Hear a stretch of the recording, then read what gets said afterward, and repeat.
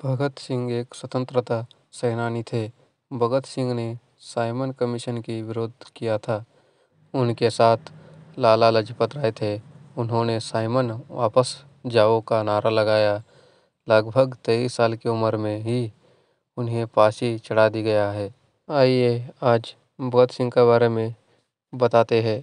भगत सिंह का जन्म 27 सितंबर 1960 को रायपुर जिले के बंगा में हुआ था, जो पाकिस्तान में स्थित है।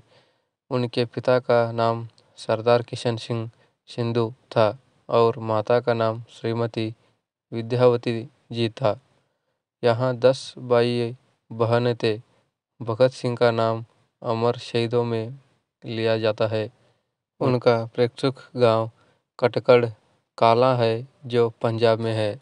शहीद भगत सिंह भारत के महान स्वतंत्रता सेनानियों में से एक है, जिन्होंने हमें अपने देश के लिए मर मिटने की ताकत दी और यहाँ बताया कि देश प्रेम क्या है। भगत सिंह का जन्म सिख परिवार में हुआ था।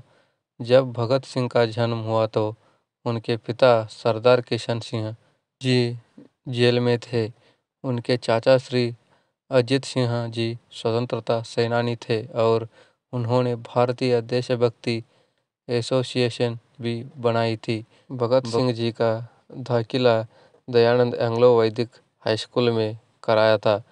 बाद में नेशनल कॉलेज बीए की पढ़ाई छोड़कर भगत सिंह ने 1920 में महात्मा गांधी जी द्वारा चलाए गए असहयोगिता आंदोलन में भाग लेने लगे। गांधी जी विदेशी चीज़ों का बहिष्कार करते थे। 14 वर्ष की आयु में भगत सिंह ने सरकारी स्कूलों की किताबें और कपड़े जला दिया। 1926 में नौजवान भारत सभा में भगत सिंह को सेक्रेटरी बना दिया गया और इसके बाद 1928 में उन्होंने हिंदुस्तान सोशलिस्ट रिपब्लिकन एसोसिएशन को ज्वाइन किया। इसे चंद्रशेखर आज़ाद ने बनाया था और पूरे पार्टी को एकजुट कर 30 अक्टूबर 1928 को भारत में आ गए। उन्होंने साइमन कमीशन का विरोध किया। उनके साथ लाला लाजपत राय थे।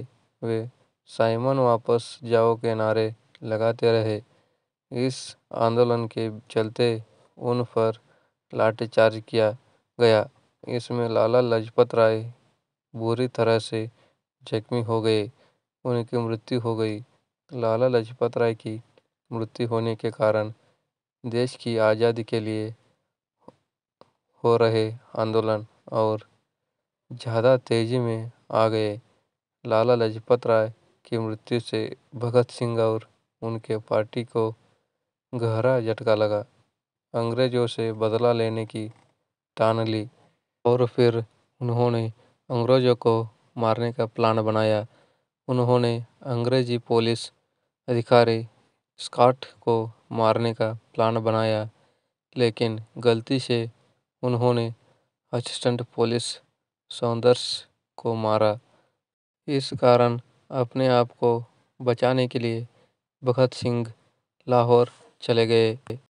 भगत सिंह को पकड़ने के लिए अंग्रेजी पुलिस ने चारों तरफ जाल बिछा दिए। इसके चलते भगत सिंह ने अपने आप को बचाने के लिए अपनी दाढ़ी और बाल कटवा लिए ताकि उन्हें कोई पहचान ना सके। ऐसा कहा जाता है कि समुदाय को शोभा नहीं देता, लेकिन भगत सिंह को अपने देशभक्ति से आगे कुछ भी नहीं दिख रहा था। डराने के साथ चंद्रशेखर देव, राजदेव और सुखदेव भी मिल चुके थे और उन्होंने बड़ा धमाका करने की ठानी।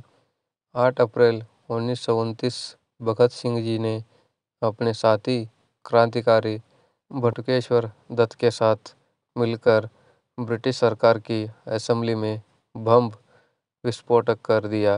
उस बम से केवल आवाज़ ही होती थी और उसे खाली स्थान पर ही फेंका गया ताकि किसी को हानि ना हो। इंकलाबाद जिंदाबाद के नारे लगाते रहे। जेल में भगत सिंह के साथ अन्य भारतीयों के साथ व्यवहार नहीं किया जाता था। उसने बहुत यातनाएं सहनी पड़ती थी।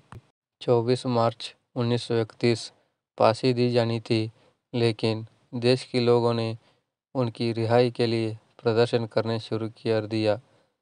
इसके चलते ब्रिटिश सरकार को डर लगने लगा कि अगर भगत सिंह को रिहा कर दिया गया तो वे सरकार को जिंदा नहीं छोड़ेंगे। 23 मार्च 1931 की शाम 7:33 पर भगत सिंह और उनके साथियों सुखदेव राजगुरु को फांसी दे दी गई। जाने से पहले लेनिन जीवनी पढ़ रहे थे।